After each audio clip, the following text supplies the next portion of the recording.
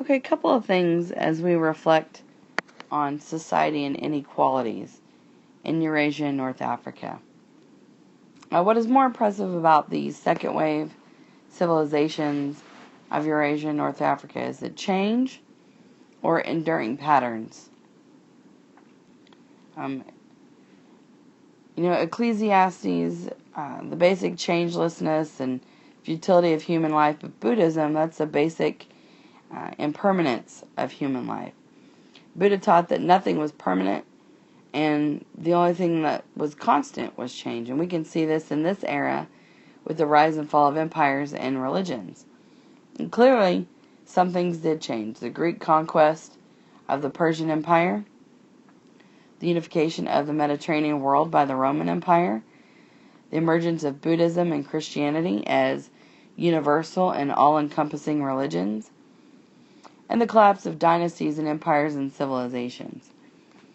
So yet, many of the processes and ideas of this era would last and would be revived in other forms in later centuries, especially with the politics of Greece and Rome and their influence on the Western world. But the creations of the second wave era have been highly durable. China's scholar gentry class, India's caste system is also still around. Slavery was largely unquestioned until the 19th century.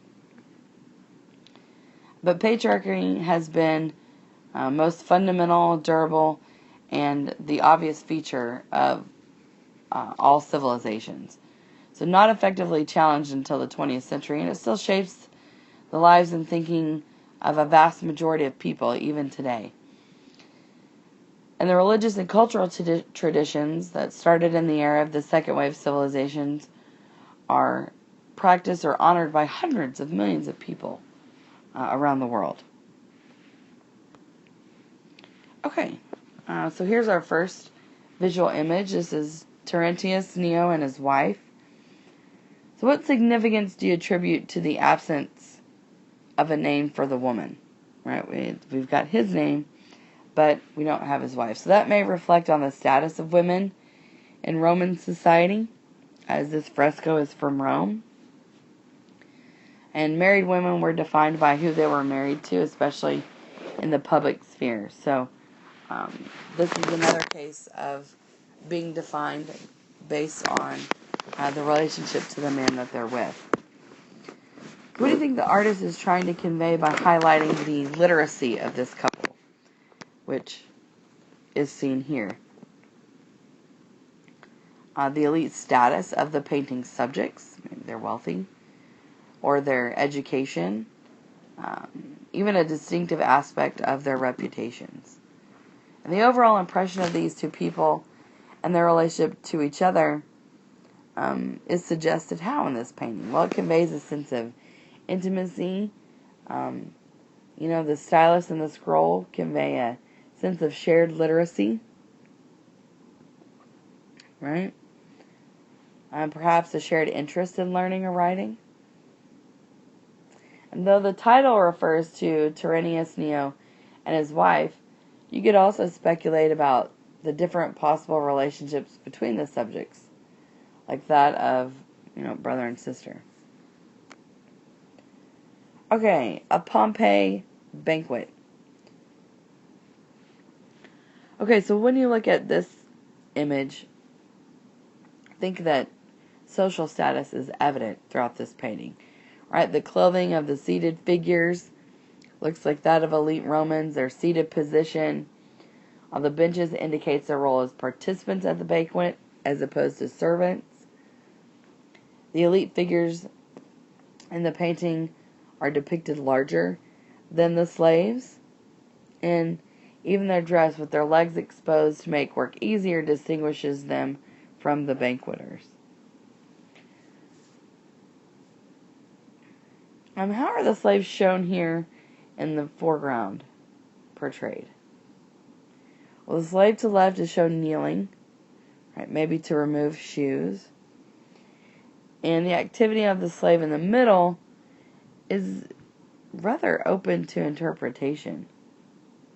Right? But he seems to be preparing to serve something to one of the banquet guests, or he's picking something up. Who knows? Like I said, it's subject to interpretation. And these are scenes in a Pohnpei tavern. So why do you think a tavern owner might have such a painting in his place of business? Well, the paintings might indicate to patrons the types of entertainments offered or that are accepted in the establishment. They serve as a decoration to make his establishment more appealing. That's a possibility. And the scenes might also be an inside joke, depicting some of his patrons or events that have occurred within the tavern. So what can we learn about tavern life from this image? Well, drinking, gambling, maybe even prostitution were features of the tavern culture. And from the dress of some of these people, we may learn something about the status of those who frequented the taverns. There are some specific details here in this scene about the types of gambling games maybe even played in the taverns. And so that's important. We might see the images of how they're decorated. That's a possibility as well. Okay, domestic shrine. Okay, so here's a shrine that shows different spirits accommodating others. And how is that more meaningful for people than, say, a state-approved cult? Well, the imperial cults were intended to secure the well-being of the empire. Right? That's the whole purpose. Provide an opportunity for individuals to show loyalty to the empire. But the shrine provided a specific source of potential help, maybe for a household when a crisis arose. Right? So unlike some of the imperial cults, the specific deities and spirits that are honored here were chosen by the household. Usually because the household perceived a special relationship between that deity or spirit and the household. Hence, a domestic shrine. So what significance might you find in this temple-like shape of the lararium? Would it be natural for a family constructing a site within their home through which they hope to secure supernatural aid?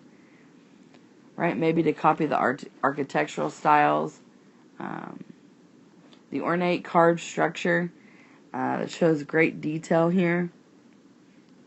It was incorporated to display the wealth and even the status of the household.